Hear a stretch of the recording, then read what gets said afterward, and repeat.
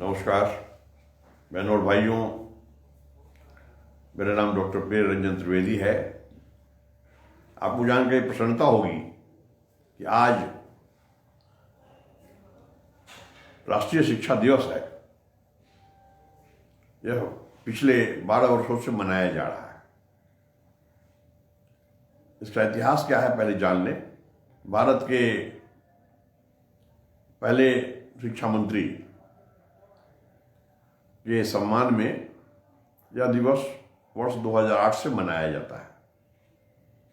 15 अगस्त 1947 को केंद्र सरकार बनी, उसमें पहले शिक्षा मंत्री थे मौलाना अब्दुल कलाम आज़ाद। तो उन्हीं के सम्मान में ये मनाया जाता है। बात अभी ये करनी है, शिक्षा दिवस मनाया क्यों जाता है, इस दिवस पर हमें क्या सब याद रखना चाहिए और आज के संदर्भ में किस प्रकार की शिक्षा दी जाए। यह एक ऐसा सवाल है जो हर एक भारतीय के दिल में आता है। केवल भारत ही नहीं बल्कि दुनिया में जितने लोग हैं उनके मन में ये बात रहती है कि वह भी सोच सकें कि उस खास देश के लिए शिक्षा नीति क्या हो, किस प्रकार से शिक्षा दी जाए ताकि लोग प्रसन्न रह सकें, जीवन यापन कर सकें और दुनिया में नाम कमा सकें, जीविका प्राप्त कर सकें, शोध कर सकें और अपने अपने देशों को आगे बढ़ने में सहभागीदार हों। पूरी दुनिया में अमन रहे, शांति रहे। तो इसके लिए एक ऐसी शिक्षा हो, जहाँ तक भारतवर्ष का सवाल है, यहाँ भी जितनी भी सरकारें रही हैं सबों की सोच यही रही है कि शिक्षा नीति उत्तम हो जिससे कि विद्यार्थियों का कल्याण हो। लेकिन क्या उस पर अमल हो पाया? उस तरह की शिक्षा नीति से कोई फायदा हो पाया? कितना फायदा हुआ? यह सब गहन चिंतन का विषय है। आज की तारीख में अगर हम ये देखते हैं पीछे मुड़कर शिक्षा नीति से क्या सब फायदा हुआ, फायदा तो बहुत हुआ लेकिन उतना फायदा नहीं हुआ जितना होना चाहिए था। उसका कारण है कि शिक्षा में जो गुणवत्ता होनी चाहिए वह नहीं है। जो विद्यार्थी हैं उनके पास उचित ज्ञान नहीं है। जो शिक्षक हैं वो भी ज्ञानी नहीं है। क्या सब शिक्षा देनी है और लेनी है, इस पर भी गहन चिंतन नहीं हुआ है।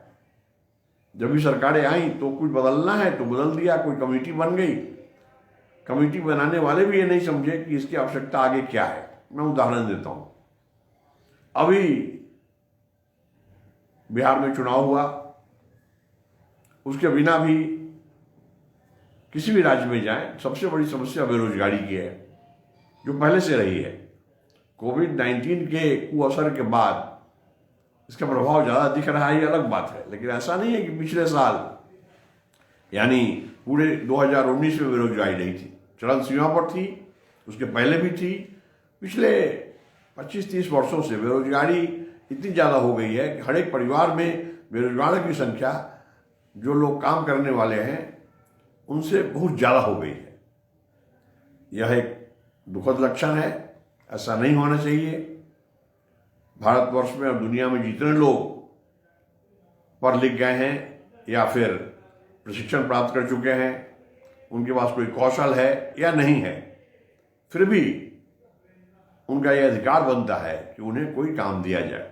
सवेरे उठ के चुपचाप बिना भोजन के या भोजन करके दिन भर कुछ ना करें, यह समय की बर्बादी है और यह उस व्यक्ति विशेष की जिम्मेवारी है, उसके अभिभावकों की जिम्मेवारी है, जितने भी सरकारें हैं उनकी जिम्मेवारी है कि ऐसी शिक्षा हो जिससे कि वो कार्यरत रहें। वो कार्य कहाँ से आए, किस प्रकार की शिक्षा नीति हो, किस प्रकार का रोजगार पैदा किया जाए, यह सब सरकारों को देखना है। कोई सरकारों के जो अधिकार होते हैं, उनके जो कर्तव्य होते हैं, उसमें जितने भी भूमिका है, जितनी भी योजना है सरकारों की, और उनके जो दायित्व हैं उसमें हम समझते हैं कि 4 महत्वपूर्ण ऐसी भूमिका है सरकारों की।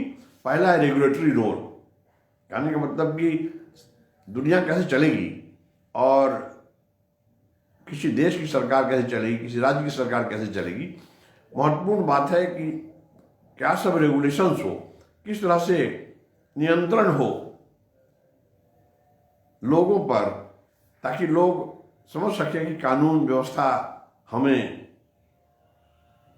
देख कर काम करना है और कानून व्यवस्था के माध्यम से शांति कायम रखने में हमारी भूमिका क्या होगी और सरकार की भूमिका क्या होगी, ये बड़ा महत्वपूर्ण है। पहला है रेगुलेटरी रोल। दूसरा है प्रमोशनल रोल। केवल रेगुलेशन चला दिया, चाबुक चला दिया, पुलिस रखे हुए हैं, कोई गड़बड़ी नहीं होनी चाहिए, उससे काम नहीं चलेगा। उसके प्रमोशनल रोल भी है। सरकार की भूमिका क्या है, लोगों को आगे बढ़ाने में, मदद करने में, ताकि लगे कि हाँ सरकार कुछ हमारी मदद कर रही है।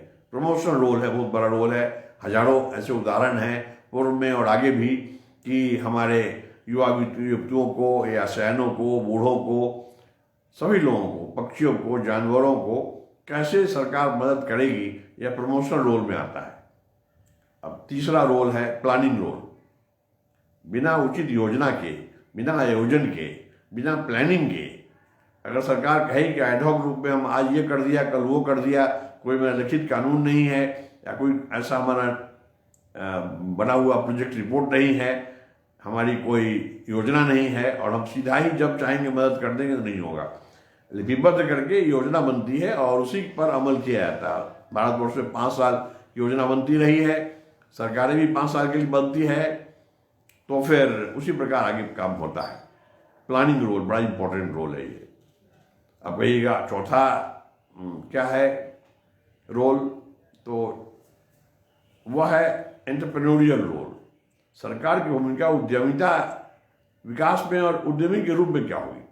उद्यमिता विकास में क्या भूमिका है, एक अलग बात है कि हमारे युवा युवतियों को उद्यमी बनाना, जो अभी उद्यमी हैं पहले से, उनको भी प्रेरित करना कि और अच्छे उद्यमी बने। लेकिन सरकार ही उद्यमी हो, एक अलग बात है। कहने का मतलब कि उद्यमिता को विकसित करे, वो एक अलग बात है, लेकिन सरकार भी उद्यमी के रूप में काम करे, ये बड़ा आवश्यक है। स्वतंत्रता प्राप्ति के बाद सरकार ने बहुत सारे ऐसे उद्योग खोले। वह उद्योग घाटे में चल रहा है, उसका ये मतलब नहीं कि ये तरीका गलत था और अभी उसको कोई बेच लेना ये कोई बहुत बड़ी बात नहीं है और उससे कोई फायदा नहीं है ज़्यादा। अगर हम प्रयोग करते, ऐसा कैसे होगा कि अगर हम उसको बेच देते हैं तो अगला खरीदने वाला वो आदमी बेईमान होगा क्या, जो फिर वो करोड़ों करोड़ का फायदा कमा लेगा और सरकार के क्षेत्र सरकारी दायरे में है तो वो घाटे में चलेगा। इसका मतलब हो गया कि प्रबंधन की जो व्यवस्था है सरकारी उपक्रम में वो गलत है। नहीं तो ऐसा नहीं हो सकता है कोई दूसरा आदमी आएगा और वो स्मगलिंग करेगा, बेईमानी करेगा और कमाएगा। तो अगर ऐसी बात है तो फिर उस उपक्रम को बेचना ही नहीं चाहिए। हम कैसे बेचेंगे ये समझ के कि हमारा पैसा निकल जाए और खरीदने वाला आदमी बेईमानी से उसमें पैसा करे, ऐसी बात नहीं है।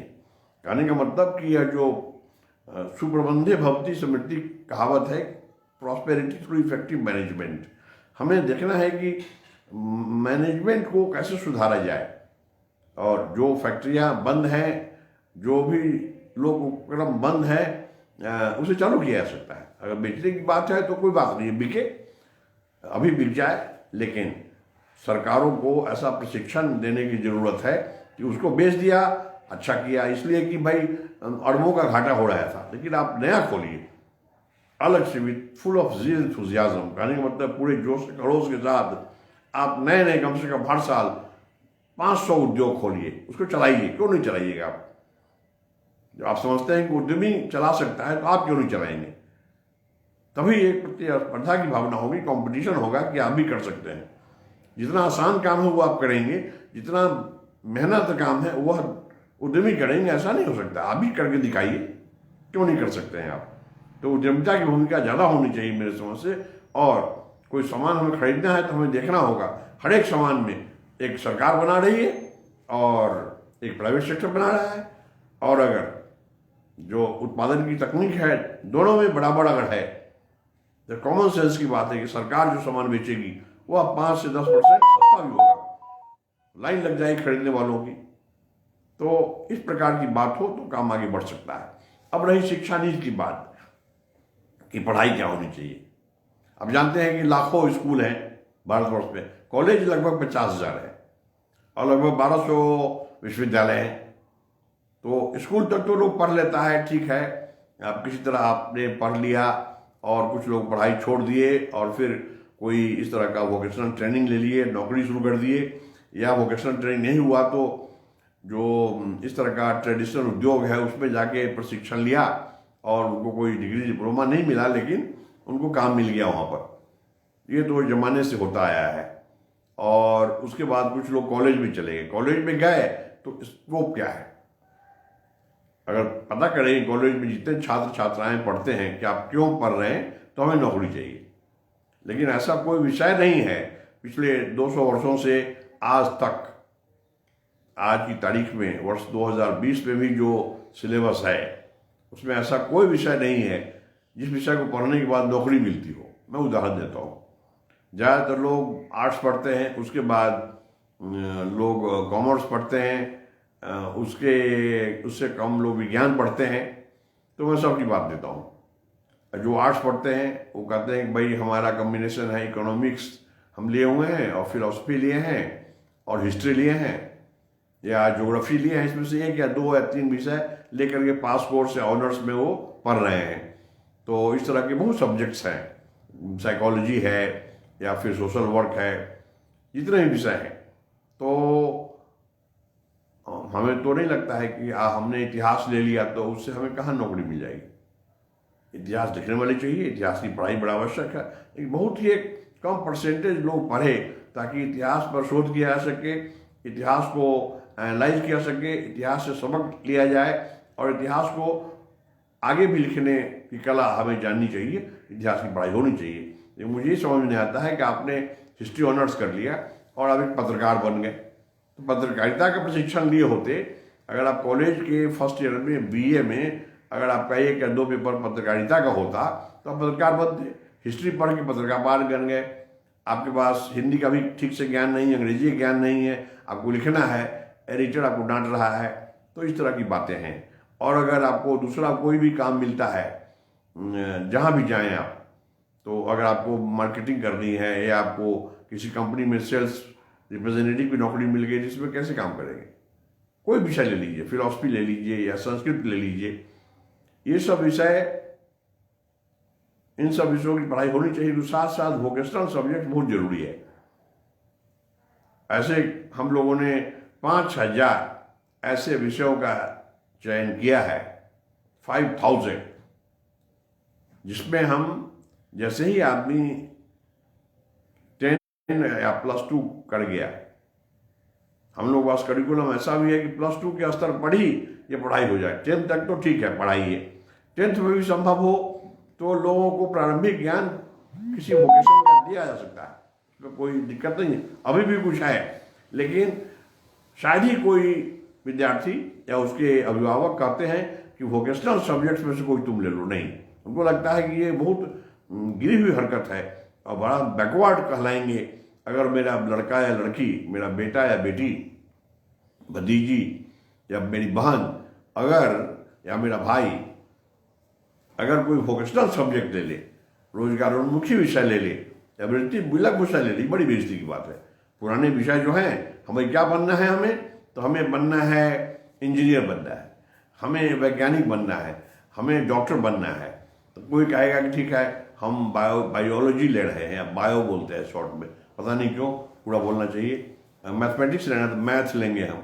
अच्छा, तो इस तरह से physics, chemistry, mathematics, biology, botany, zoology, इस तरह से कॉम्बिनेशन है। चाहे आप टेक्निकल विषय में जाएं या कोई बायोलॉजिकल विषय में जाएं, तो इतना तो पढ़ेगा ही आदमी और आगे नहीं पढ़ना चाहता है। लेकिन +2 में तो यह संभावनाएं हैं कि आदमी वोकेशनल सब्जेक्ट ले ताकि उसको आइडिया है, नौकरी ना भी करे, लगे कि नहीं साहब हमारा शुरू से ही बैकग्राउंड रहा है, आगे जाकर के वो BA के स्तर पर अपना वोकेशन बदल भी सकते हैं। उनको पता रहेगा कि किसी वोकेशनल विषय को पढ़ने में क्या दर्द होता है, क्या प्रसव वेदना है, उसी के बाद वो आगे एग्जैक्ट कोई नौकरी कर सकते हैं। यह बड़ा आवश्यक है। तो देखना यही होगा कि हमें जितनी भी आवश्यकताएं हैं, हमें वैज्ञानिक बनाना है, क्योंकि जितने बड़े बड़े प्रयोग होने हैं उसके लिए हमें वैज्ञानिकों की जरूरत है। तो जिन लोगों की रुचि वैज्ञानिक बनने में है, इसका मतलब पढ़ने में जो काफ़ी तेज विद्यार्थी है वही वैज्ञानिक बनेगा। जो अति साधारण लोग हैं वो वैज्ञानिक बनेंगे, इसकी संभावना बहुत कम होती है। जो ज़्यादातर लोग हैं, 100 में कम से कम 85% ऐसे लोग हैं जो बड़े साधारण बुद्धि के हैं और वो चाहते हैं कि हम पैदा हो गए हैं तो हम किसी काम के लायक हों, और वह एक बहुत बड़ी जनशक्ति है हमारे लिए। हमें विभिन्न प्रकार के वृत्तिमूलक विषयों में उनको प्रशिक्षण देना होगा ताकि वो एक एसेट के रूप में सिद्ध हो सके और राष्ट्र के विकास में उनकी बड़ी भूमिका हो। यह संभव तभी है जब हम आज शिक्षा दिवस के अवसर पर इस बात को ताकीद कर दें कि एक ऐसी शिक्षा नीति बनाएं। अभी जो शिक्षा नीति बनी है वो बड़ा अच्छा है, उस पर अमल अगर होगा तो जो बात मैं कह रहा हूँ वो उसमें 4 चांद लग सकता है, लेकिन ज़रूरी नहीं है कि हो ही। उसके लिए इच्छा शक्ति चाहिए, उसके लिए कंकरेंट मॉनिटरिंग चाहिए और इवैल्यूएशन भी चाहिए। नहीं तो शिक्षा नीति बन गई, 10 साल के बाद देख रहे हैं कुछ अंतर नहीं हुआ, उससे कोई फायदा नहीं है। मतलब ये कि उसका असर 1 साल के बाद पड़ना चाहिए, और 1 साल के बाद मॉनिटरिंग नहीं बल्कि कंकरेंट मॉनिटरिंग और इवैल्यूएशन होना चाहिए। तो उसका अनुश्रवण और मूल्यांकन बड़ा आवश्यक है और साथ साथ होता है, तब जाके आगे बात बढ़ सकती है। इस प्रकार बहुत सारी बातें हैं जो हम कालबद्ध योजना के अंतर्गत हम हर सप्ताह, हर महीने इस बात करेंगे और हम लोग बताएंगे। मैं चाहूँगा कि हमारे जितने विश्वविद्यालय के कुलाधिपति हैं, कुलपति हैं या कुल सचिव हैं या प्राध्यापक लोग हैं, विभागाध्यक्ष हैं, संकायाध्यक्ष हैं, वो सभी इन बातों को सुने और बेहिचक वो बात भी करें। हम देखते ही ये हैं, हमने हजारों हजार ऐसे विद्वानों से बातें की हैं जो विश्वविद्यालय है संबद्ध है, महाविद्यालय संबद्ध है या विद्यालयों में काम करते हैं।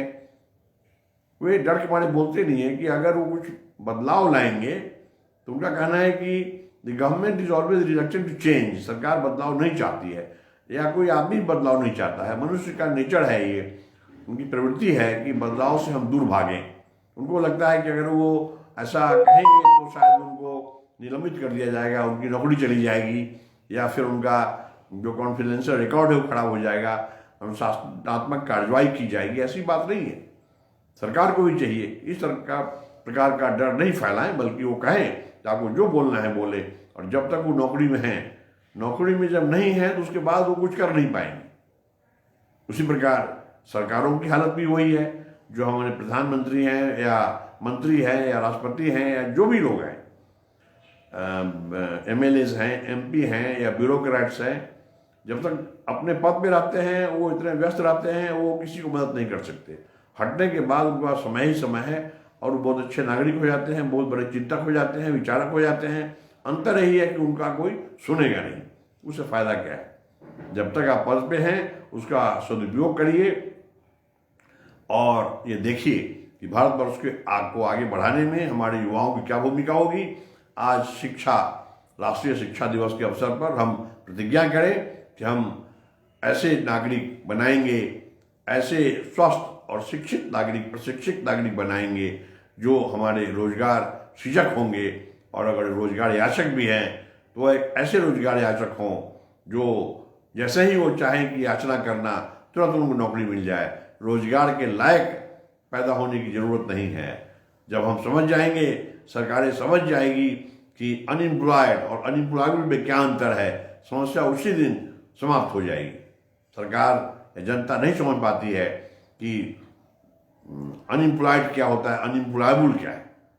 हमें अनएम्प्लॉयड बनाने में कोई घाटा नहीं है। अनएम्प्लॉयड अगर कोई है तो उसको नौकरी तुरंत मिल जाएगी, मैं मदद कर सकता हूँ। दुनिया के ऐसे आधे दर्जन देश हैं जहाँ पर रातों रात उनको भेजा जा सकता है भारतवर्ष में जो इनकी कमाई होगी उससे 500 गुना ज़्यादा उनको वहाँ पर वेतन मिल सकता है, उनकी कमाई हो सकती है, लेकिन रोजगार के लायक नहीं है, अनएम्प्लॉयबल हैं। तो जो शिक्षा नीति रही है हमारी पिछले 73 वर्षों में आज तक, वह दोषपूर्ण है। उसके बाद हम अनएम्प्लॉयबल ही पैदा कर रहे हैं। जो लोग कहते हैं कि बेरोजगारी हम दूर करेंगे, आप रोजगार भले दे दें। अभी कहा गया था बिहार में इलेक्शन के दौरान कि हम नौकरियां देंगे, एक पार्टी ने कहा कि 10 लाख देंगे, तो फिर दूसरी पार्टी ने कहा कि 19 लाख हम रोजगार सृजित करेंगे। कहने का मतलब कुछ रोजगार हम देंगे भी सरकारी, कुछ गैर सरकारी नौकरियां पैदा करवाएंगे ताकि नौकरियां लोगों को मिल जाए। सवाल ये उठता है कि आप क्या करेंगे? आपके पास तो अनएम्प्लॉयबल लोग हैं, तो लाइबिलिटी हो जाएगी। सरकार में काम करेंगे तो गलत निर्णय लेंगे, प्राइवेट में अगर वो लेंगे तो प्राइवेट सेक्टर बंद हो जाएगा। या कम से कम करें, जितने अनएम्प्लॉयबल लोग हैं उनको पुनः प्रशिक्षित करके उनको एम्प्लॉयबल बनाइए। और कल से जो लोग प्रशिक्षित नहीं हैं, जो बच्चे हैं जिनको नई शिक्षा देनी है, उन्हें ऐसी शिक्षा दें जिससे कि उन्हें ऐसा प्रशिक्षण मिले कि वो अनएम्प्लॉयबल रहे ही नहीं। इन्हीं शब्दों के साथ मैं आपको धन्यवाद देता हूँ कि आपने हमारी बातों को सुना। जय हिंद।